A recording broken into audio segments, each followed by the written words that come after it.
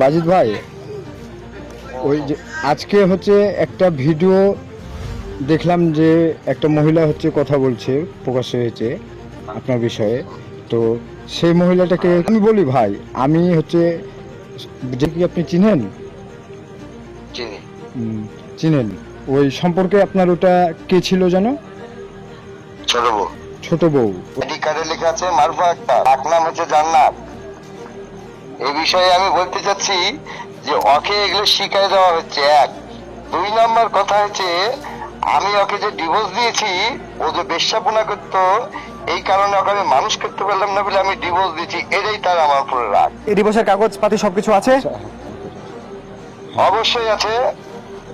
অতটুকু সত্য না, আমি যেটা শুনলাম, অ্যানালাইজ করলাম, হরি গলা 100% তাই ভিত্তিহীন। করতে পারে না, করতে পারে না।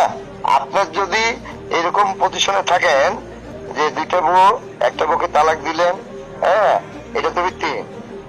ওই বউ যে শত্রুতা করে বলবে না, কিংবা তার কণ্ঠ যে আমি চিনবো না, এটা হতে পারে? তথ্য তো বের হবেই, কারণ বিভিন্ন ওইটা দিয়ে পারবে না, এটা দিয়ে পারবে না। এখন লাস্ট মোহরা মেয়ে ছেলে দিয়ে দিচ্ছে, তো অসুবিধা নাই। দাদাবাজি গেল, ওয়াকি টকিট গেল, গাড়ি গেল, সবই গেল। এখন আসলো কি, যখন পাচ্ছে না প্রমাণ করতে, তখন ওই মহিলাকে দিয়ে স্টেটমেন্ট করেছে। আরে যদি তাই হয়, তাহলে কল রেকর্ডিং এ আপনি কোনো প্রমাণিত করতে পারবেন না, মুখামুখি হতে হবে। কল রেকর্ডিং এর কোনো মানে আপনার চাকরি দেওয়ার নাম করে আপনি কুপ্রস্তাব দেন, এই কথাটাও উনি বলতেছে। এটা তো বলবেই। এরকমটা কোনো কিছু কি হয়েছে আপনার সাথে? একটা শোনেন, একটা মানুষ সাজাতে গেলে কিছু মিথ্যা কথা দিতে হয়, এটা জানেন না আপনি? না, আমরা বলতে চাইছি যে এই যে আপনি চাকরি দেওয়ার নাম করে যে কুপ্রস্তাবটা দিয়েছেন, এটা সত্য না মিথ্যা? মিথ্যা। ঠিক আছে, ধন্যবাদ আপনাকে। ব্যাপার হচ্ছে যে যে হচ্ছে মানে কল রেকর্ডিং এ যার ভয়েস পেলাম, তাকে আমার অতি পরিচিত। এটা আমার এক্স বউ, ছোট, মানে যেটা আমি তালাক দিয়ে দিয়েছি। তারপর থেকে সে আমার প্রতি বিভিন্ন ধরনের কথাবার্তা কিংবা দুর্নাম ছড়াতেই থাকে। আজকে একটা ভাইরাল হয়েছে, এই বিষয়ে নিয়েও সেই সুযোগ খুঁজে। সেই হিসাবে এই কিছু আমার এলাকার মধ্যে বিরোধী ছেলেপিলে আছে, এরাও ধরেন ওর সাথে সাথ করে একটা মিডিয়া খুঁজে নেয়, নিয়ে তাকে একটা বক্তব্য বলে। আর ও তো বলবেই, কারণ ও তো আমার উপরে রাগ। আমি তো খারাপ মেয়েকে আমি গ্রহণ করব না।